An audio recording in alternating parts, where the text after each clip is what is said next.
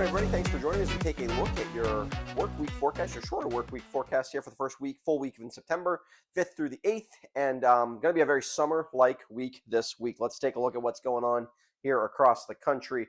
You can see we've got a bit of a front and boundary basically here across the central part of the country. This eventually is going to start to head in our direction, kind of as the top over the top of the ridge. But right now, for the next couple days, we're completely locked in to the heat and with the ridge here built across the northeastern United States, which is going to lead to today and tomorrow being basically dry with heat and humidity. And even as the front approaches us, it's not really going to swing through with any cooler air anytime soon. And so we're going to continue with the heat and humidity a little bit less just because of extra clouds and the chance of some showers and thunderstorms, particularly Thursday evening, late afternoon, evening, and Friday.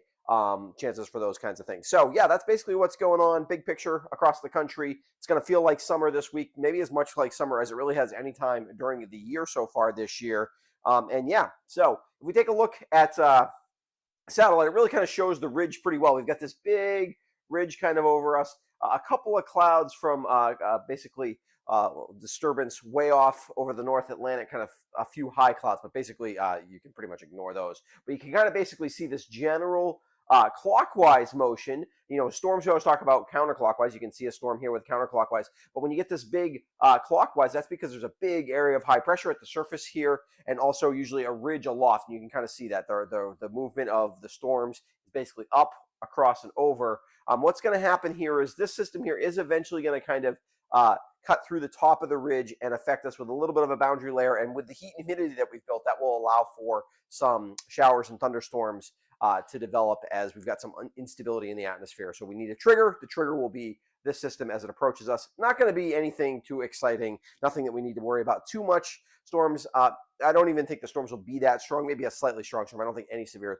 storms really out of the system on Thursday or Friday. Let's take a quick look, though, at that ridge. You can see at 500 millibars, the anomaly here. You can definitely see, yeah, here's that big ridge across the eastern part of the United States and up into Canada. And you can see here's our boundary layer here, our system. It's going to kind of come up over the top and head in our direction a little bit.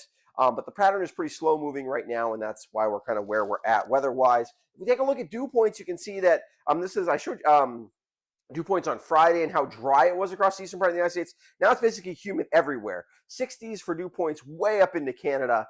Not super humid. This isn't swampy kind of weather. I don't know if that's a weather term, but yeah, it's not like terrible humidity, but the humidity keeps creeping up. It's going to continue to creep up. We've got a lot of dew points here in the mid 60s. We'll be pushing 70 by the end of the week. That's where it starts to feel kind of sticky and gross. And we're going to definitely experience some of that, especially Thursday and Friday as we build that instability. We'll continue to build that humidity as well. So if we take a look at the forecast, what does that mean in terms of practical weather? Today, tomorrow, we're warm, we're sunny, we're in the upper 80s, again, pushing close to 90 in some of those valley locations.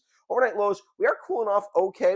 I got down below 60 at my house this morning, so not too bad, really. Longer nights do help with that, and the dew points were still coming up. As the dew points continue to rise, overnight temperatures will continue to be a little bit warmer.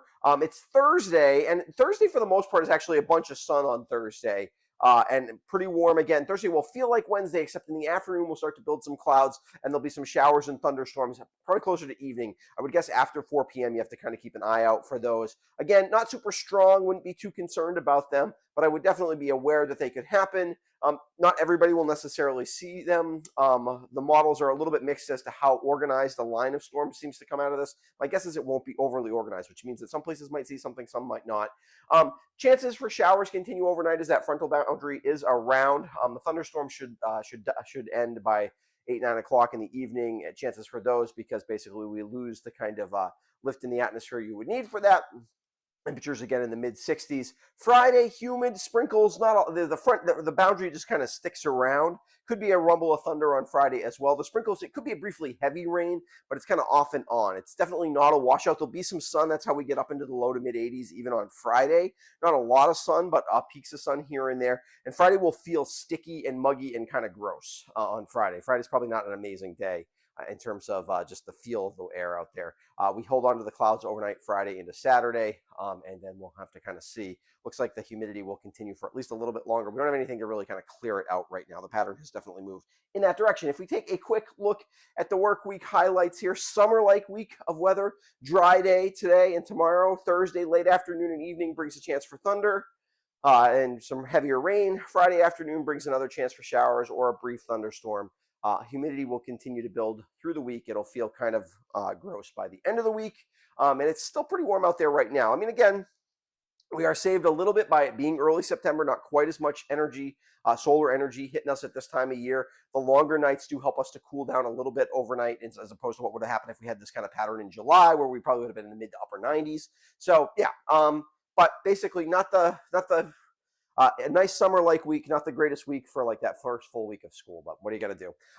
Yeah, it is dry, which is nice, drying us out a little bit, hopefully bringing that water table back down a little bit. Basically, after that, weather looks relatively, we continue with the relatively quiet pattern. There are a couple things in the tropics way far out that we may have to keep an eye on.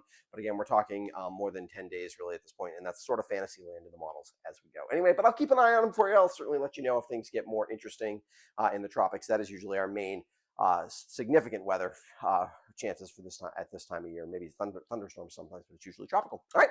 I appreciate everybody who watches the videos.